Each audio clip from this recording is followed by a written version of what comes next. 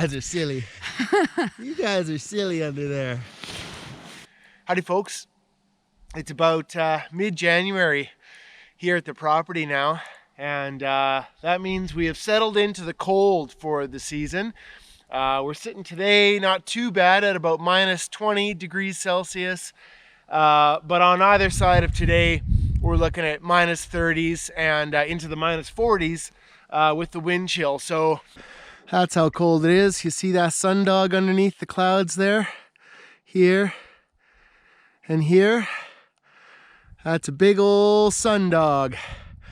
That happens when it is chilly, chilly, chilly here on the prairies.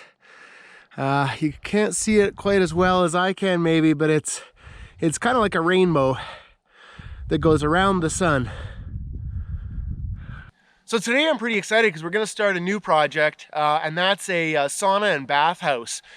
Something for in the summer we can wash up in and get clean when we're here for extended periods of time. We're usually here for weeks at a time during the summer. And then in the winter, on a day like this, it would be sure nice to fire up that wood stove and pour some water over some rocks and get some steam going and really heat up in a nice, warm, finished sauna. So that's the idea for the next big project here at the land. So the structure that I've kind of settled on is going to be an 8-foot by 8-foot structure, something small enough that's easy to heat the whole thing in the sauna days, and something small enough that's not too hard to clean in the summer days. It doesn't need to be a big thing. I think an 8 by 8 we can get a good number of people in there with a stacked sort of benches kind of a thing for the sauna, and keep it pretty minimal. So the idea I have is to build the frame out of timbers, so timber framing, and then have the fill of the walls be a cordwood. I've always wanted to do a cordwood structure of some sort. I just really love the look of it. How can you not? And it turns out the cordwood is a good amount of, there's a good amount of thermal mass there, and actually works really well for a sauna type of building. So I think that's what we've settled on. So a cordwood 8 by 8 structure that'll be sitting on a concrete pad. The concrete pad will allow us to run a little bit of draining through the concrete for a little sink and a shower that we'll use in the summertime. So for this project, I'm hoping we can use mostly the resources we have on the land here.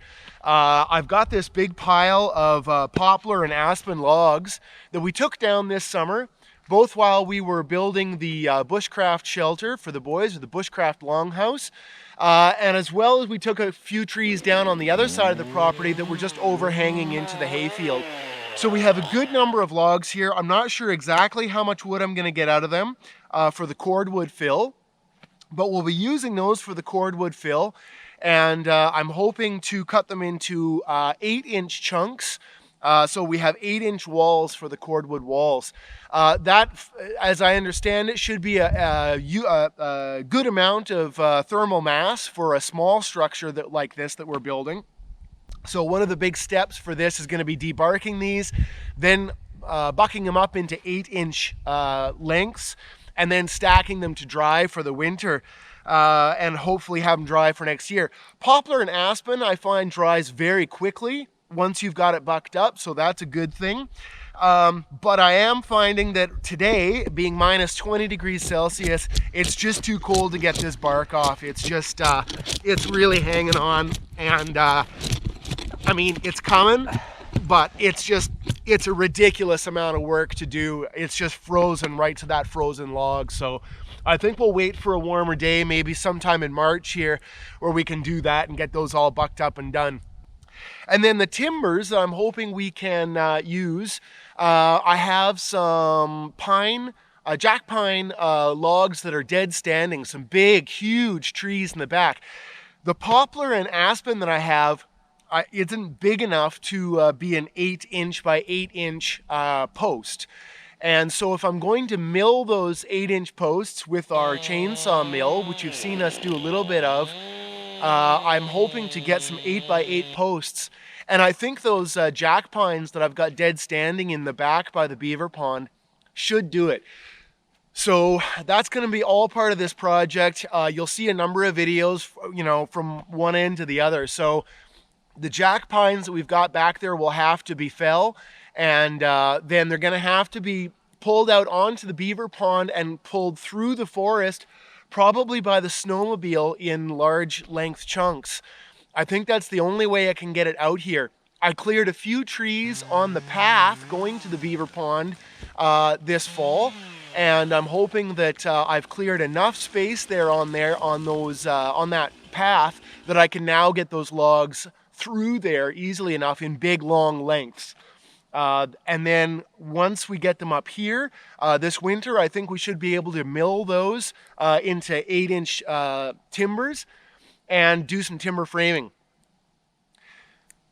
So timber framing and cordwood construction are both new to me, and I'm really excited to start trying my hand at both of those techniques. The timber framing, I'm not sure how much joinery will do just yet. I have a design down in my mind of this cordwood structure, but I'm not sure if it'll be more of a post and beam kind of construction, or whether I'll really get into the joinery of the timber framing type stuff. So we'll have to see. You can follow along and watch as we go. Hey, buddy. All warmed up? My butt's cold. My butt's cold, Jasper. Caramel. What you doing? What you doing? A ginormous Paws squinty. cold? Yeah. You got cold paws. You poor puppy. One paw up. Oh, I'm a cold. super dog now. Oh, it's so cold. Huh? It's so cold. Need to get you some booties? Do you need booties? Yeah. Anybody know any good booties? Who knows of some good dog booties? We need good dog booties. Put it comment down in the comment section if you know of some good dog booties that don't come off for big dogs. Right? Yeah. Okay.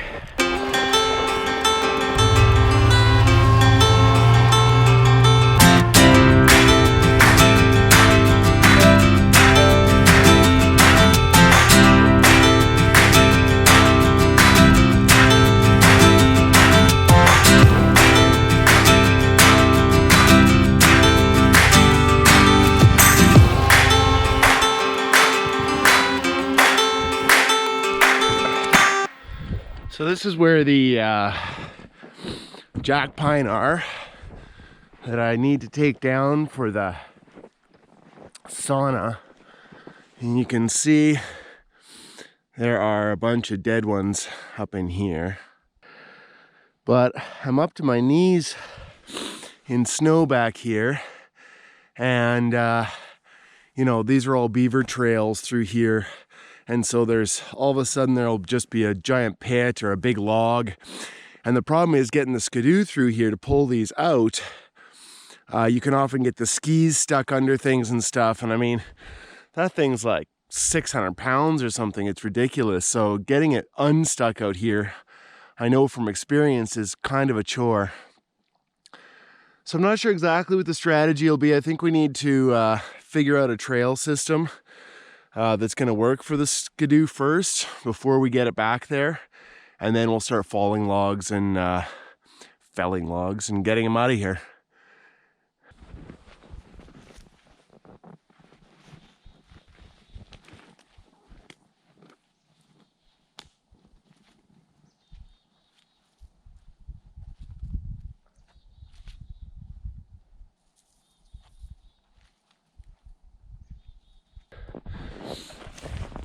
Yeah, so it's guys like this that I think I can get a good 8-inch post out of timber. And that one's dead all the way to the top. Been there for years. There's another one there. This guy here is at least, I'd say 12 inches, maybe more at the base. These guys are both dead, but they're, well, that one's, yeah, I could get 8 inches out of. This one's dead. These guys are still alive, although there's a dead one leaning up here. And then that whole stand is dead as well. and this big guy here, and the one beside it,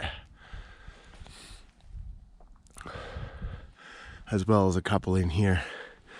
So there's lots to do, lots to get out, but again, the trick is going to be getting the sled back here in a way that we can actually skid them out of here. So we'll have to see. Another video, I'm afraid. Today I just thought I'd come back and show you back in the back of the beaver pond here. It's a beautiful spot right now. Just gorgeous with all the snow back here. Just dead quiet. Hardly any deer tracks too, so I don't know where the deer have all scuttered off to, but keeping warm, I think.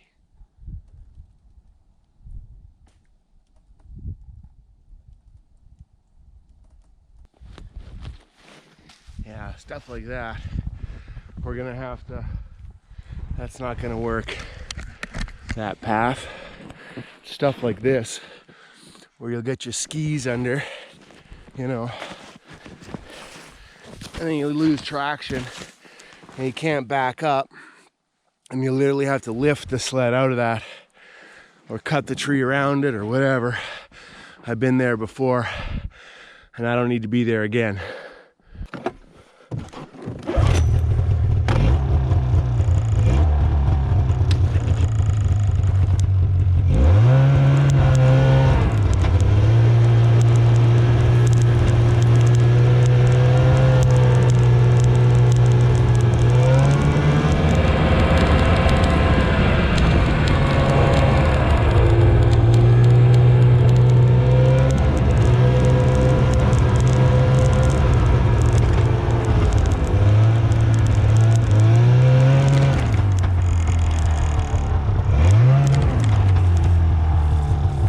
See, it's a little dicey in here.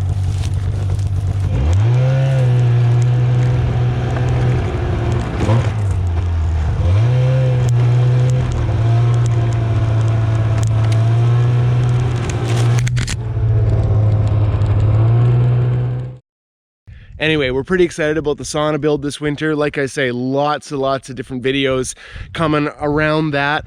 If you're new to the channel, feel free to subscribe and click that bell notification. We'd love to have you along for all the adventures throughout the winter and into the summer that we're planning. So thanks for coming, and we'll see you on the next one.